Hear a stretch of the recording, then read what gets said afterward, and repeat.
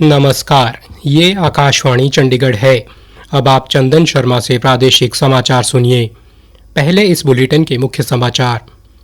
प्रधानमंत्री नरेंद्र मोदी ने कृषि से संबंधित 33,000 करोड़ रुपए से अधिक लागत वाली पीएम धन धान्य कृषि योजना और दलहन में आत्मनिर्भरता मिशन का शुभारंभ किया। श्री मोदी ने कहा कि ये दोनों योजनाएं भारत के करोड़ों किसानों का भाग्य बदलने का काम करेंगी। मुख्यमंत्री नायब सिंह सैनी ने कहा कि दोनों कृषि योजनाएं राष्ट्र की खाद्य सुरक्षा सुनिश्चित करने और किसानों की आय बढ़ाने के प्रधानमंत्री नरेंद्र मोदी के संकल्प का प्रतीक हैं। कृषि मंत्री शिवराज सिंह चौहान ने कहा, नई पीढ़ी के जीएसटी सुधारों में सरकार ने कृषि उपकरणों पर जीएसटी कम करके किसानों को राहत प्रदान की है। और हरियाणा में कल से 3 दिन के लिए पल्स पोलियो अभियान चलाया जाएगा। अब समाचार विस्तार से।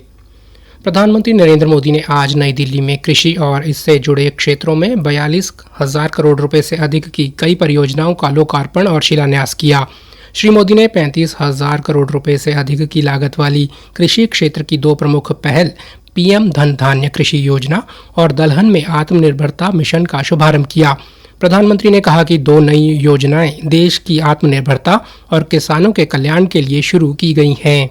प्रधानमंत्री धन धान्य कृषि योजना और दूसरी दलहन आत्मनिर्भरता मिशन, ये 2 योजनाएं भारत के करोड़ों किसानों का भाग्य बदलने का काम करेगी। इन योजनाओं पर भारत सरकार करीब 35,000 करोड़ रुपए से ज्यादा खर्च करने वाली। साथियों, खेती और किसानी हमेशा से हमारी विकास यात्रा का एक प्रमुख हिस्सा रही। बहुत जरूरी होता है कि बदलते समय के साथ खेती किसानी को सरकार का सहयोग मिलता रहे।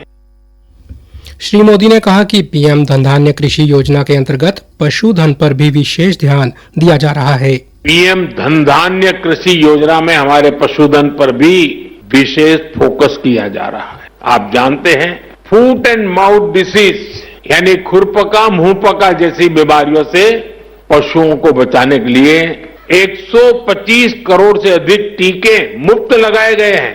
इससे पशु भी स्वस्थ हुए हैं और किसानों की चिंता भी कम हुई है। प्रधानमंत्री ने बताया कि दलहन में आत्मनिर्भरता मिशन भावी पीढ़ी को आत्मनिर्भर बनाने की योजना है।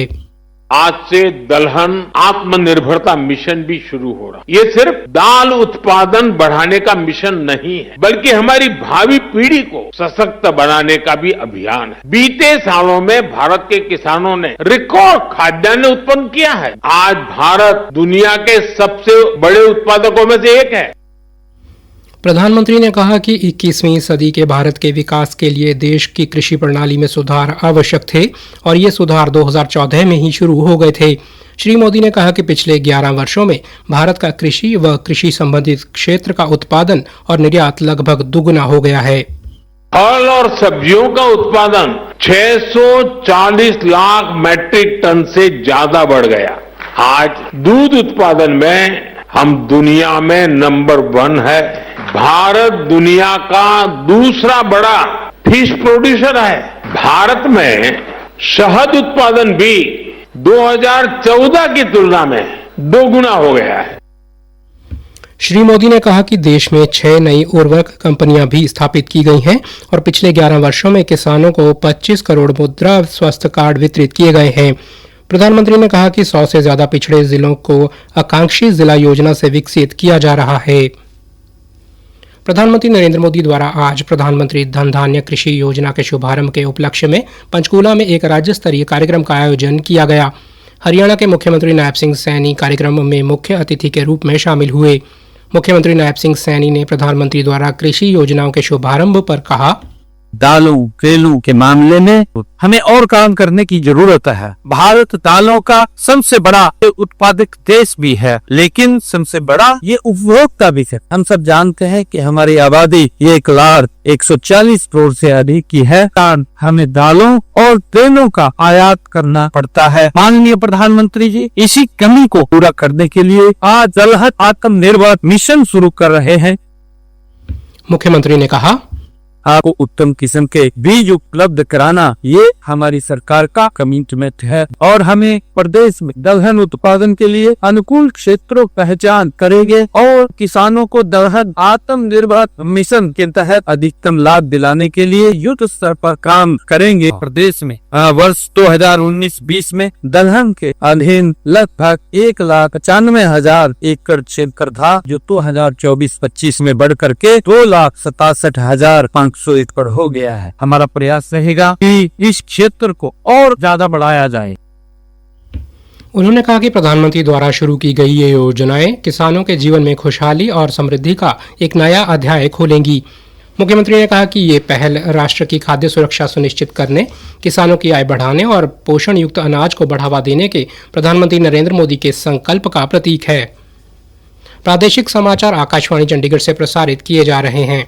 हमारे बुलेटिनों और ताज़ा समाचारों के लिए आप हमारी वेबसाइट news.air.gov.in पर लॉगिन कर सकते हैं।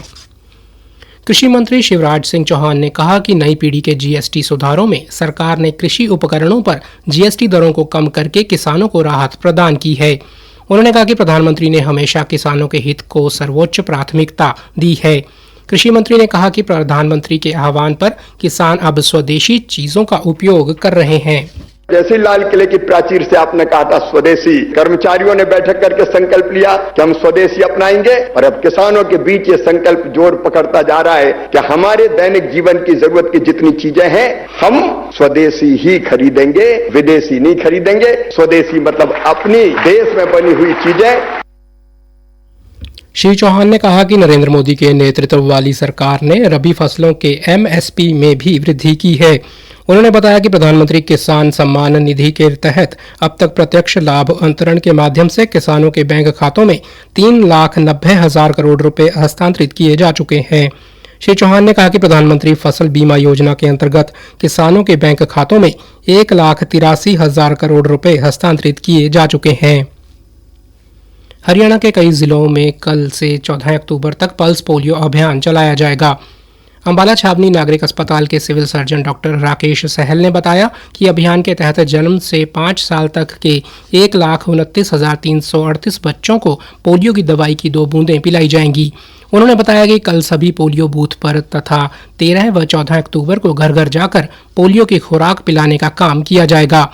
अस्पताल के उप चिकित्सा अधीक्षक डॉक्टर विनय ने कहा, पोलियो का अभियान हमारे पूरे देश में कई वर्षों से चल रहा है, तो इस वर्ष का पहला सब नेशनल राउंड जो है वो कल से शुरू होने वाला है। पोलियो के ऊपर लगातार शिकंजा कसा जा रहा है और 13-14 वर्षों से एक भी केस पोलियो का नहीं आया। ये सब स्वास्थ्य विभाग और सारे देश की जनता की मेहनत का ही परिणाम है। इस अभियान में 5 वर्ष तक के सभी बच्चों को पोलियो की 2 बूंदें पिलाई जाती हैं, जिससे एक सुरक्षा चक्र मेंटेन रहता है। जो कल से हमारा राउंड शुरू होने वाला है, इसमें नागरिक अस्पताल अंबाला छावनी की तरफ से bus stand, railway station, mobile team और नागरिक अस्पताल अंबाला छावनी में 8 टीमें बनाई जाएंगी। कैथल की civil surgeon doctor Renu Chawla ने बताया कि जिले में पल्स पोलियो अभियान के कल पहले दिन पोलियो की बूंदें पिलाने के लिए सभी गांव व शहर के सभी वार्डों में प्रमुख स्थानों पर 604 पोलियो बूथ बनाए गए हैं। बच्चों को पोलियो की खुराक पिलाने के लिए इसके अतिरिक्त अति संवेदनशील क्षेत्रों जैसे झुग्गी झोंपड़ी, भट्टे, निर्माणाधीन भवनों इत्यादि पर 48 मोबाइल टीम तथा बस स्टैंड व रेलवे स्टेशन पर 30 टीमें लगाई गई हैं। हरियाणा में भारतीय जनता पार्टी सरकार के 11 वर्ष पूरे होने के उपलक्ष्य में आज भाजपा युवा मोर्चा द्वारा पंचकूला के सेक्टर 5 स्थित धरना ग्राउंड से प्रदेशव्यापी सफाई अभियान शुरू किया गया। स्वच्छता अभियान का शुभारंभ हरियाणा भाजपा प्रदेश अध्यक्ष पंडित मोहनलाल बड़ौली ने किया।